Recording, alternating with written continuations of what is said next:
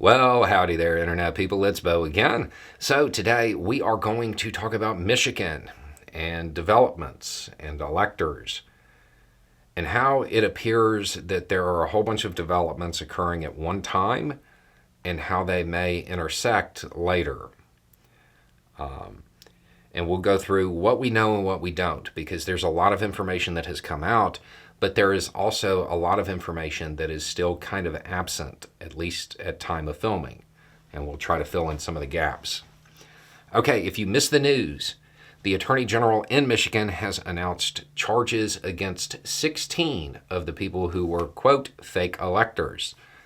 It's worth noting, this is the first time people who filled that role have been charged anywhere. The announcement said they were charged with, quote, several felonies.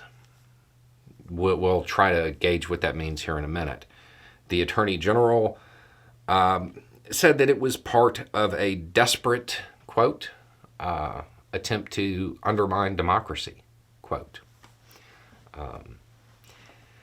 Did not seem to rule out the possibility of additional charges or additional defendants. So there still may be more coming in this. Now, what are the charges? At time of filming, we don't have a complete list for everybody. However, I was able to find a list for Kent Vanderwood, who is charged with conspiracy to commit forgery, 2 counts of forgery, conspiracy to commit uttering and publishing, conspiracy to commit election law forgery, and 2 counts of election law forgery.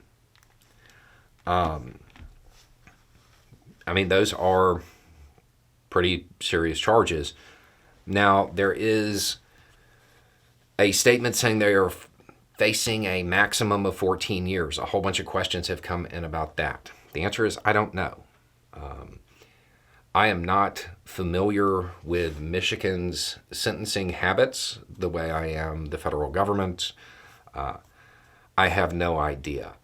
What I will say is that generally speaking, the odds are that this will be these people's first offense. And normally on a first offense, you get cut a break. So it is unlikely, just as in a general habit across the United States, it would be unlikely that their sentences would hit that maximum. That normally doesn't happen. But I don't know their laws up there the way I do other places. Okay, so we now have charges in Michigan. We are expecting an indictment in Georgia. There is an expectation of one in D.C.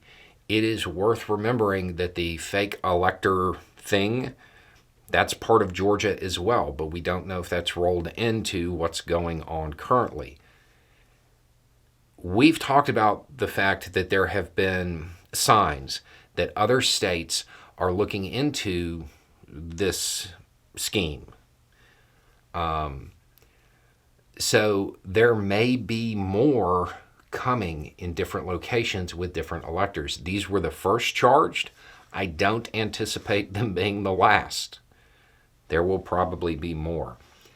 As all of this starts to happen around the same time, because the investigations were opened around the same time, there will be a convergence. And there will be a whole lot of people who are interested in taking whatever sentence they're about to get and reducing it. One way they may do that is by cooperating with, let's say, other government entities when talking about people that may be facing federal charges. And we'll have to wait and see how it plays out. But I have a feeling we're in for a couple of months of consistent news that everybody's been waiting for, saying it isn't coming. I think it's finally going to start kind of snowballing. Anyway, it's just a thought. Y'all have a good day.